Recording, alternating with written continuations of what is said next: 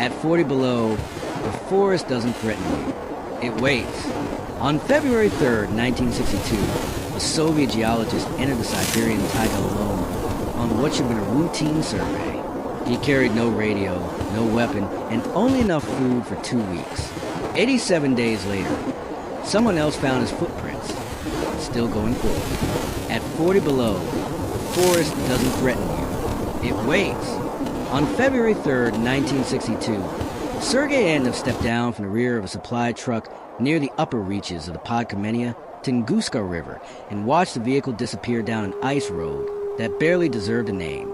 The engine noise diminished quickly, swallowed by distance and timber, until it was replaced by a silence so complete it felt intentional, as though the land itself had decided that the exchange was finished. The driver did not wave. There was no reason to. The truck would return in 2 weeks, but only if Antonov stood at the correct bend in the river at the correct hour. Until then, the taiga would manage the rest. From above, Siberia's interior appears organized. Endless dark conifers stitched together by pale frozen waterways. Snow smoothing irregularities into something that resembles order. Pilots often describe it as clean, even beautiful. On the ground, that illusion collapses almost immediately. Distances expand. Sound loses direction. The land stops offering reference points. And the cold does not attack in the way people expect. It behaves like a system, quietly removing margin for error until one small misjudgment becomes permanent. Antonov was 31 years old, a geologist by training. He was not a soldier, and he did not think of himself as an explorer. His work involved classification, rock samples, mineral mapping, soil profiles that would later be translated into reports and diagrams by people far removed from the field. Among colleagues, he was known as restrained and reliable, a man who followed procedure and did not dramatize discomfort. He trusted systems. He believed that if he respected them, they would respond in kind. The assignment, on paper, was unremarkable. 2 weeks in the interior. Survey a map corridor. Collect samples at predetermined intervals. Mark coordinates. Return to a pickup site further downstream. The document described the region as remote but manageable. Antonov read that phrase twice before folding the paper and storing it in his pack. Remote but manageable depended entirely on whether the assumptions survived contact with reality. He carried exactly what the plan allowed. Dry bread sealed in wax paper, tinned meat, tea bricks, waterproof matches counted and recounted, a steel cup, a folding shovel, a compass, field notebooks wrapped in oilcloth, wool layers beneath a canvas shell. No radio. Radios were heavy and unreliable in extreme cold. No firearm. Ammunition was scarce, and wildlife The silence felt deeper than before, however, did not walk with you through forest. as though the land had closed another layer around him. Pressure. It compresses the world, steals moisture from breath, turns exposed skin brittle and uncooperative. Antonov adjusted his pack straps, took one last look at the road marker driven into the snowbank, and stepped into the trees. The forest closed behind him immediately, branches knitting together until the road might as well have been imagined. The first day unfolded exactly as expected. Snow was deep but consistent, trees spaced evenly enough to allow steady progress. Antonov set a pace designed to prevent sweat, knowing that moisture trapped in what could freeze later and steal heat faster than the air itself.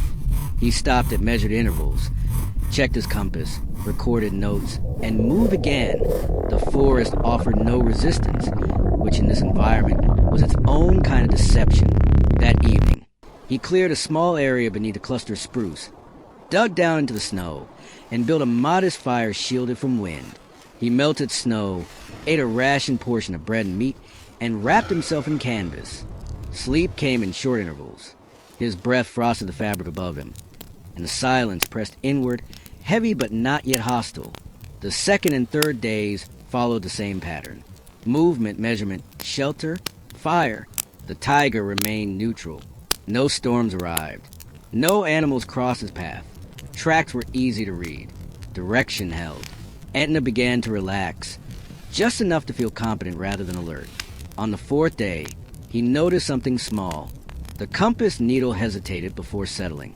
Not dramatically, not erratically, but long enough to register. He tapped the casing with a glove finger. The needle corrected itself. He logged the observation and continued walking. In isolation, the mind learns quickly that dwelling on minor irregularities costs energy, and energy was a resource that could not be wasted. By the 6th day, his route bent slightly westward as planned. He crossed frozen streams and low ridges without incident. The landscape remained uniform enough that progress was measured more by time than distance. The sun never rose high, its light weak and diffuse, offering illumination without warmth. On the 7th day, Antonov reached the location of the first plan marker. He expected to see a strip of painted metal nailed to a tree, a simple confirmation that previous teams had passed through this corridor. Instead, he found only the tree itself. The bark was scarred where a nail had once been driven. The marker was gone. Not damaged. Not buried. Gone. Antonov stood still longer than necessary, scanning the snow around the tree. There were no footprints. No sign of storm damage. No evidence that the marker had simply fallen and been covered. Markers disappeared occasionally. Wood rots. Nails loosen. Still, something about the absence unsettled him. The marker was not old. It should have remained. He adjusted his route slightly, recalibrated his position, and continued walking. Hesitation, he reminded himself, solved nothing. That night, the wind rose without warning. It threaded through the trees with a sound that resembled distant water, and it fought his fire aggressively. Sparks caught and died. Wood smoked instead of burning. When flame finally stabilized, blood rushed painfully back into his fingers, a sharp reminder that circulation had limits. Afterward, he counted his matches and realized he had used more than planned. Fire here was not comfort. It was permission. As Antonov lay awake beneath the canvas, listening to the wind move through the forest, he became aware of something else. Not a sound, but an absence. The silence felt deeper than before, as though the land had closed another layer around him. He dismissed the thought and focused on breathing slowly, conserving warmth. By morning, the wind had passed, leaving the forest unchanged on surface. Antonov packed his gear, checked his compass, and resumed walking. The procedure held. For now, he did not know it yet, but the margin had already begun to narrow. By the 9th day, hunger had begun to change texture. It was no longer the distant awareness of an empty stomach that could be ignored with routine. It became a persistent pressure, dull but constant, like a low ache that never quite sharpened enough to demand immediate action. In temperate environments, hunger is often framed as discomfort. In the cold, it is arithmetic.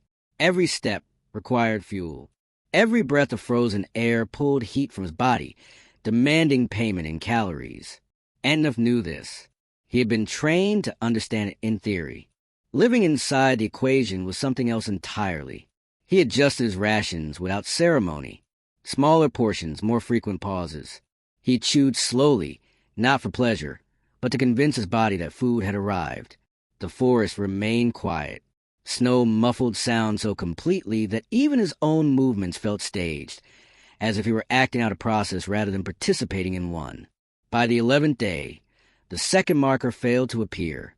This time, Antonov did not feel surprise. The absence felt almost expected, which unsettled him more than the first disappearance had. He examined the surrounding trees carefully. No scars, no signs of old nails. It was as if the marker had never existed at all. He consulted his notes, verified coordinates, and confirmed that he was standing exactly where he was meant to be. He stayed there longer than necessary, scanning the snow, listening for something that never came. The forest offered no explanation. It rarely did. Antonov resumed walking with a deliberate calm that bordered on rigidity. Calm was not a feeling he trusted. It was a behavior he enforced. The weather remained stable, which in this environment was not a gift so much as a postponement. Clear skies allowed heat to escape at night, driving temperatures even lower. Mornings arrived with air so cold it felt dense, as though it resisted movement. Antonov learned to perform tasks in a precise order. Gloves off only when necessary. Hands exposed for seconds at a time.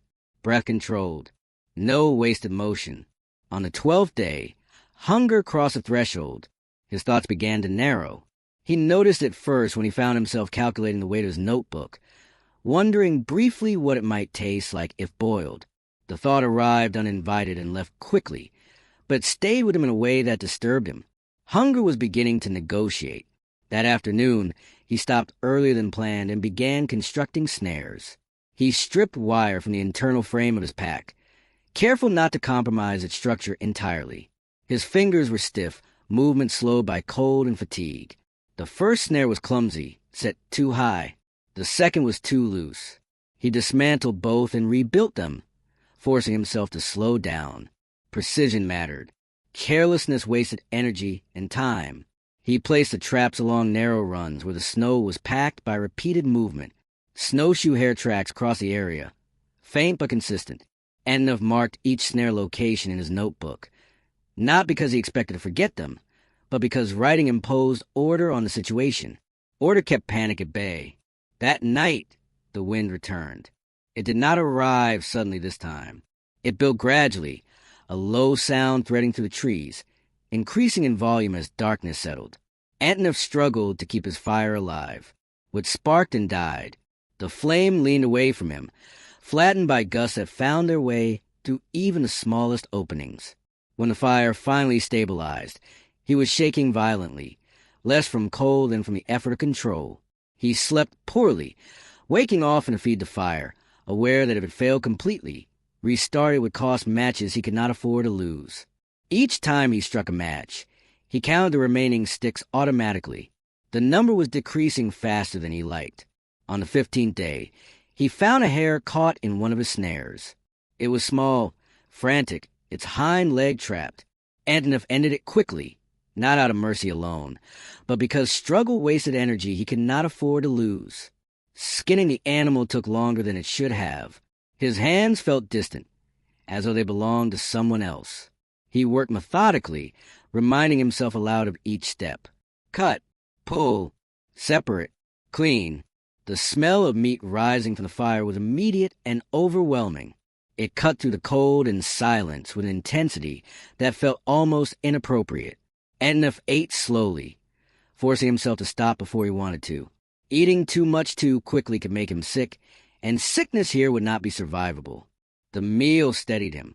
It did not restore strength so much as arrest further loss. He understood the difference.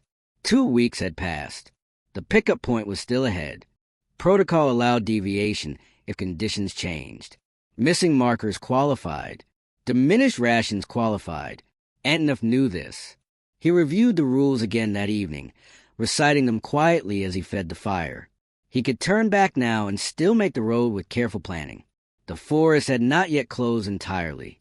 There was still margin, but the map offered another option.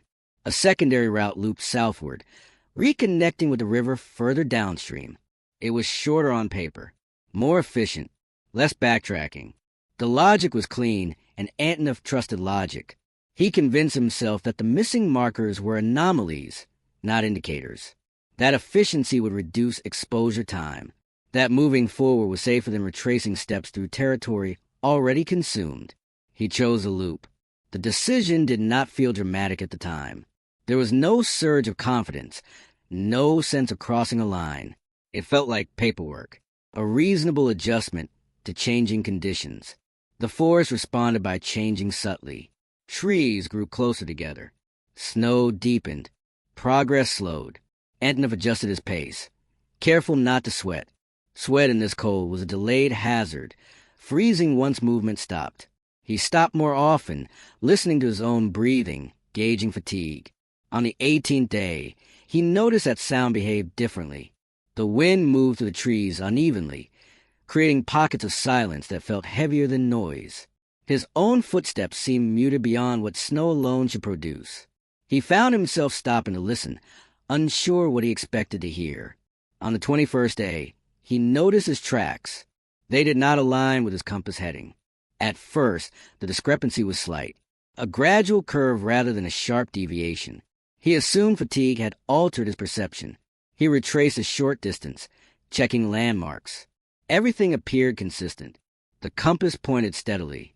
The forest offered no geometry, no hills, no clearings, no sun high enough to orient by. He forced himself to trust the instrument. That night, his dreams fractured. He dreamed of walking without leaving tracks. He dreamed of markers that dissolved when touched. He woke repeatedly, disoriented, his breath frosting the canvas above him. By morning, the temperature had dropped further.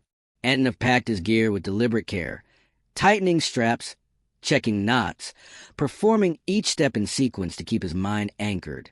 He did not allow himself to think about the distance remaining. Distance was an abstraction. Survival was procedural. As he resumed walking, a realization formed quietly, without drama. The forest was no longer neutral. It had begun to respond. By the 24th day, Sergei Antonov no longer trusted comfort, any stretch of easy movement. Any period where the forest seemed to relent felt suspicious. The taiga had begun to teach him a different logic, one where difficulty arrived without warning, and relief was usually temporary. He moved more cautiously now, not because the terrain demanded it, but because his body did. Hunger had thinned him. Sleep came in fragments. His thoughts required effort to organize, as though each one had to be lifted into place. The cold intensified, without ceremony. Clear skies at night allowed heat to drain from the ground, and mornings arrived with air so dense it felt resistant to motion. Antonov learned to breathe through a narrow opening in his scarf, warming each breath before it reached his lungs. Exposed skin stung instantly. Fingers lost sensation within seconds if gloves came off. Tasks that once took minutes now required deliberate planning. He continued to set snares, though success became less predictable. Some days yielded nothing. On others, he found tracks disturbed but empty, as if something had passed through and taken opportunity with it. He adjusted placement repeatedly, studying the snow as if it might explain itself. Hunger sharpened his attention but dulled his patience, a combination he fought constantly. On the 26th day, the river nearly ended him. It appeared no different from the frozen streams he had crossed before. The surface was smooth, pale, unbroken. When he stepped onto it, the ice answered with a deep, resonant sound, something experienced travelers recognized as strength. Antonov advanced carefully, weight distributed, steps measured. Halfway across, the sound changed. It was subtle at first, a higher pitch beneath his boots, followed by a sensation of movement that did not belong. The ice fractured without drama, splitting cleanly beneath him. Antonov dropped through to his knees, then waist, freezing water surging upward with violence that stole breath and thought simultaneously. Cold water does not feel cold at first. It feels like impact. His body reacted before his mind did. He threw himself forward, driving the edge of his shovel into the ice ahead of him, using it as an anchor. The ice behind him widened, breaking away as he shifted his weight. Water soaked into his trousers, stiffening them almost immediately. He dragged himself forward inch by inch until his chest cleared the edge and he rolled onto solid ground. For several seconds he lay still, gasping, his heart hammering uncontrollably. Wet clothing at this temperature meant death measured in minutes. Antonov forced himself upright. Panic hovered at the edge of his awareness, but he did not allow it to take hold. Panic wasted motion.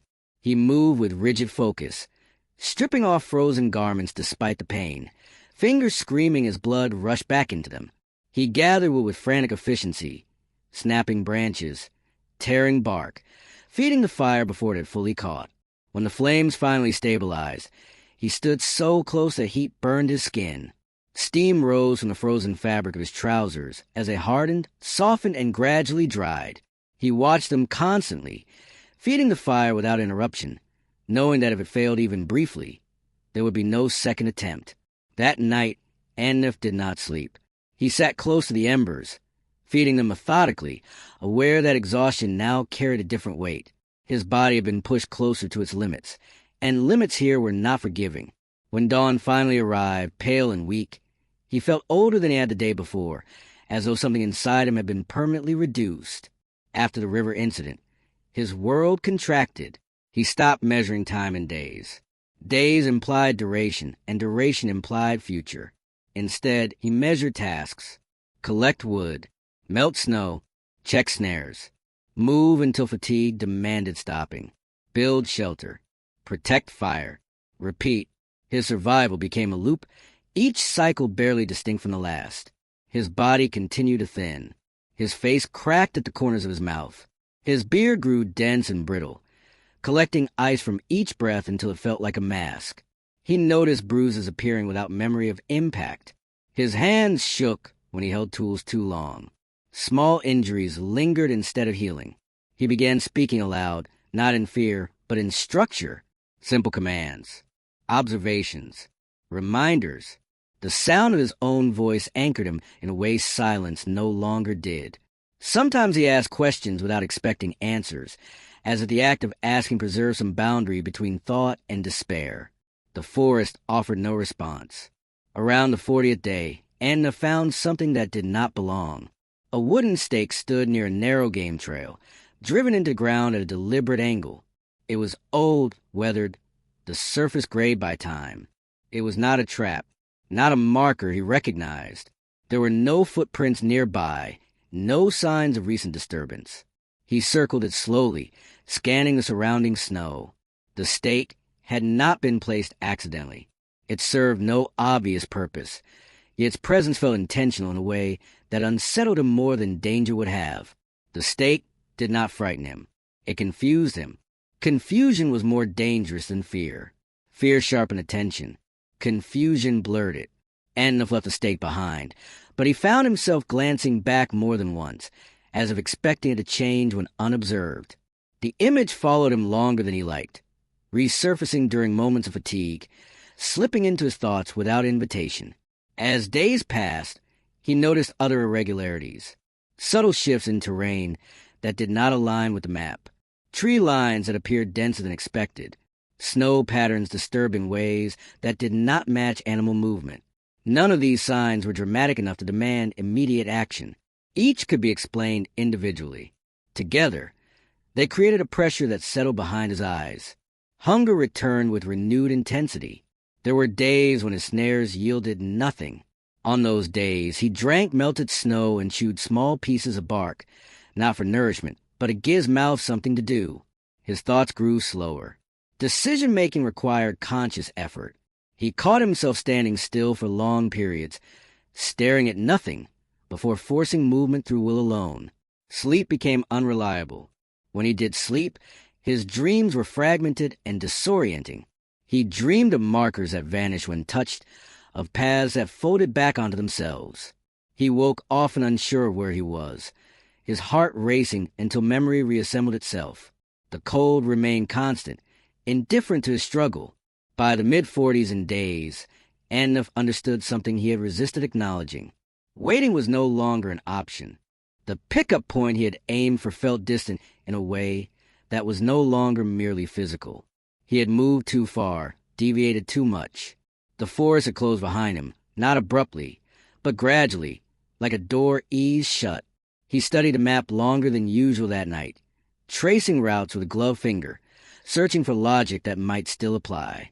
The paper felt fragile in his hands, its authority diminished by experience. Maps assumed stability. The taiga did not offer it. He folded the map carefully and stored it away.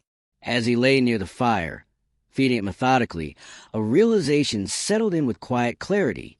Whatever had removed the markers, whatever had placed a stake, whatever had altered the terrain he believed he understood, it was not incidental. The forest was no longer simply a place he was passing through. It had become a system he was inside. On the 52nd day, Sergei Antonov saw straight lines. At first, he thought his eyes were betraying him. The forest had trained him not to trust anything that appeared orderly. Straightness belonged to human intention, not to this place. He stopped where he stood, pack straps biting into his shoulders, breath frosting the air in front of his face, and waited. The shape did not dissolve. It held its geometry. A small log cabin emerged between the trees, half buried in snow, its roof sagging under accumulated weight. The door was tilted inward, as though the ground beneath it had shifted over time. Antonov did not move immediately. Hope was dangerous.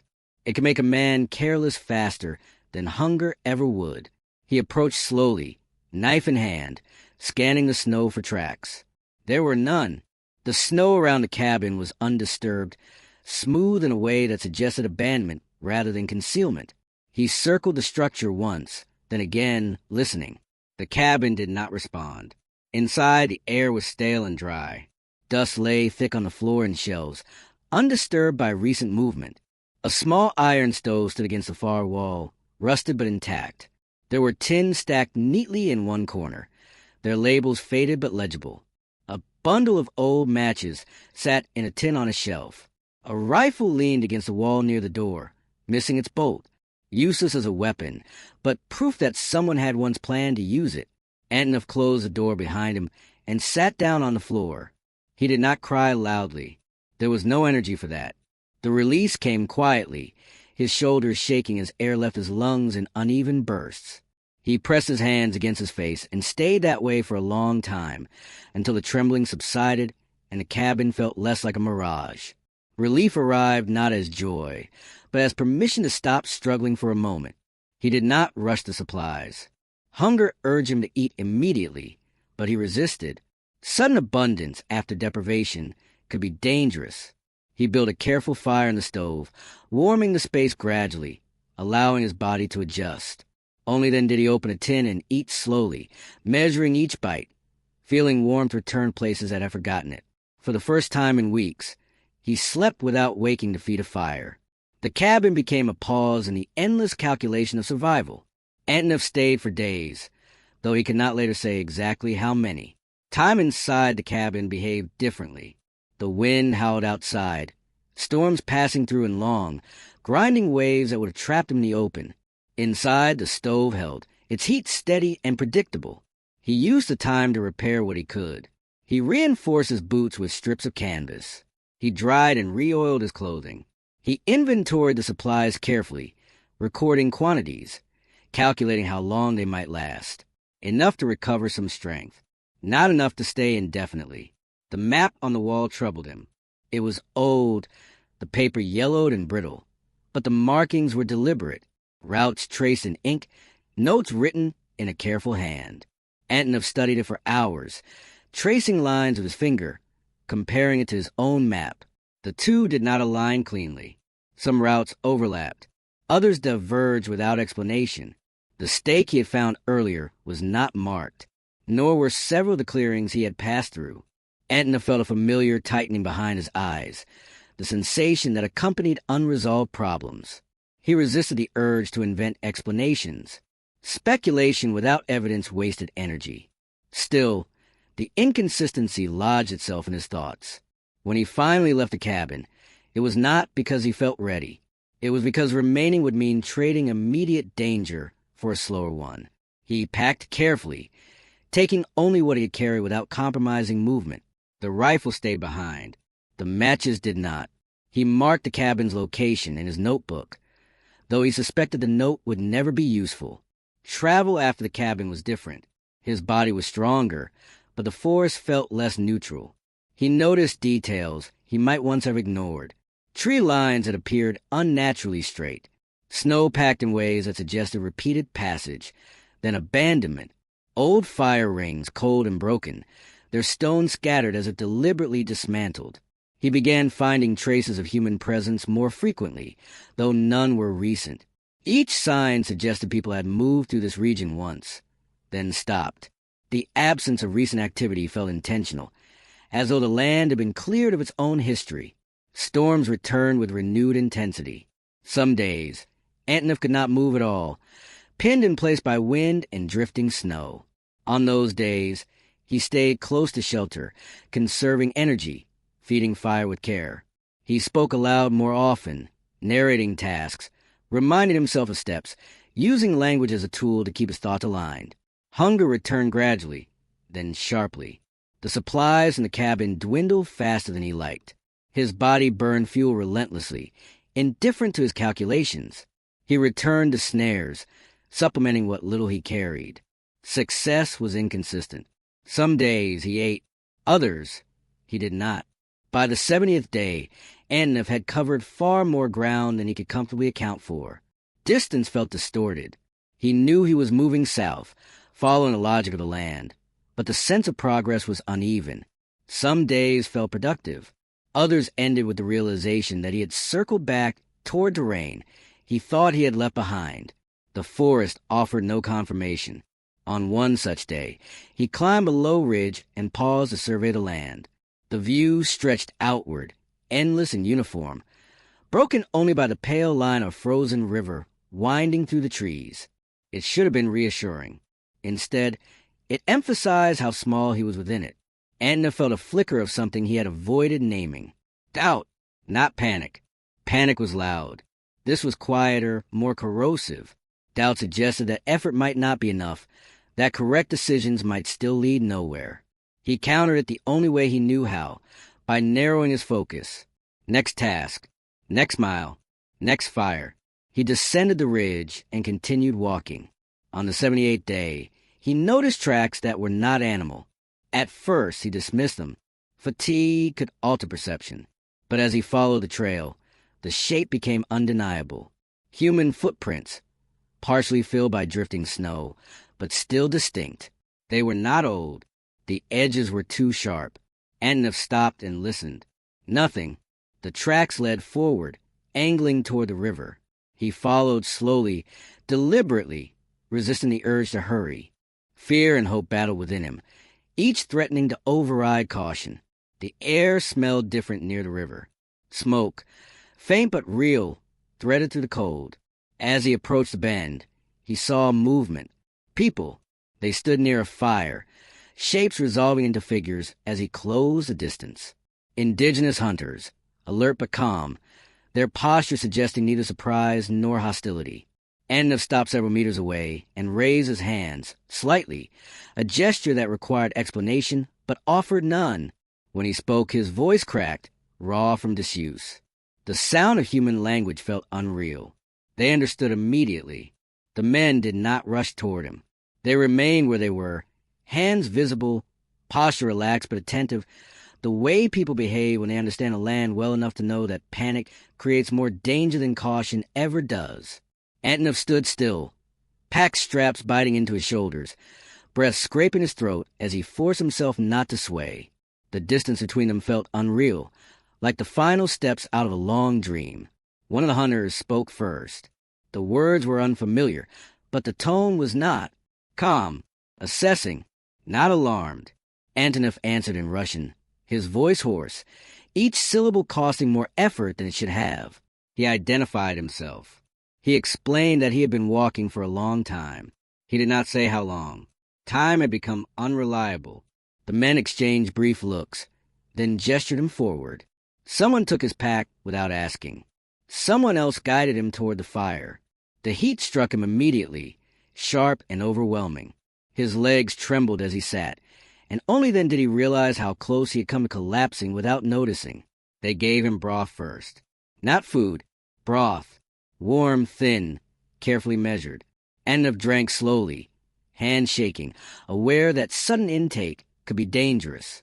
His body responded with a deep, uncontrollable shudder that moved through him like a wave. He did not fight it. The hunters watched without comment. For the first time in nearly 3 months, Antonov slept without guarding a fire. When he woke, light filtered through canvas and branches. The camp was small, temporary, efficient. These were people who moved to the taiga as part of its rhythm, not against it. They asked him questions in fragments, piecing together his story with patience. Where had he come from? What route had he taken? How long had he been alone? When Antonov told them, their expressions changed subtly, not surprise, recognition. They spoke among themselves, quietly. He did not understand the words, but he recognized the tone, confirmation, agreement. It took days before they moved him. Travel by sled was slow, but steady. Dogs pulled with practiced ease. Following routes Antonov would never have identified on his own. The forest that had resisted him opened in small ways, offering passage to those who knew where to look. Each night, the hunters built fires that held. Each day, they moved with a confidence that came from familiarity rather than defiance. Antonov's body began to register what it had endured. His weight had dropped dramatically. His clothing hung loose on his frame. Frostbite marked his toes and fingers, though remarkably none were lost. His muscles felt hollowed out, as if something essential had been burned away. Hunger lingered even after eating, a phantom sensation that took weeks to fade. When they reached the trading post, the reaction was immediate. People stared. Antonov had become a figure that did not fit expectation. His beard was wild, his face gaunt, his eyes too bright. The language of his body spoke of sustained deprivation. Medical staff examined him with a mix of curiosity and disbelief, documenting numbers that seemed implausible. Nearly 80 pounds lost, prolonged malnutrition, extended cold exposure, survival well beyond what most models predicted. He was alive. That fact alone felt insufficient to explain what had happened. Officials asked questions. Where had he gone off route? Why had he not turned back? Why had he not been found? Antonov answered honestly. He described missing markers, altered routes, the stake, the cabin, the inconsistencies between his map and the land. He did not dramatize. He did not speculate. He simply described. At first, the responses were polite and noncommittal. Then they became cautious. Records were checked. Old files surfaced. Names appeared, then vanished. Certain questions stopped being asked aloud. Antonov noticed a shift, but did not comment on it. He had learned what silence meant in forests. It often meant something was being avoided. Months passed. Antonov recovered slowly. Strength returned unevenly. Some damage remained. Cold sensitivity lingered in his extremities. Sleep was inconsistent. He found himself waking in the night, listening for wind that was no longer there. Firelight comforted him in ways he could not explain. Life resumed, eventually. Work continued. He married. He moved. The taiga became something he carried rather than something he inhabited. Years later, long after the urgency had faded, information surfaced quietly. Abandoned sites were identified deep in the region Antonov had crossed. Not settlements in the usual sense. Labor camps. Temporary installations. Places built for function rather than permanence. Routes had been altered deliberately. Markers removed. Maps revised. Evidence dismantled. The stake Antonov had found was not random. It was a boundary. The cabin was not forgotten. It was left. The forest had not misled him by accident. It had been arranged to do so. Antonov had walked through a place that no longer officially existed, through a region that had been stripped of its record and allowed to return to silence. The taiga had done what it always did best. It erased. There was no announcement, no formal acknowledgement. The truth emerged in fragments, pieced together by researchers decades later who were not bound by the same constraints. By then, Antonov was an old man. When asked about the ordeal late in his life, he did not speak of heroism. He spoke of procedure. He spoke of fire. He spoke of refusing to sit down when sitting down felt easier than standing. He spoke of one thing more than anything else. The moment you decide you are finished, he said once, the land agrees with you. Sergei Antonov lived into his 80s. The taiga outlived him. It always does.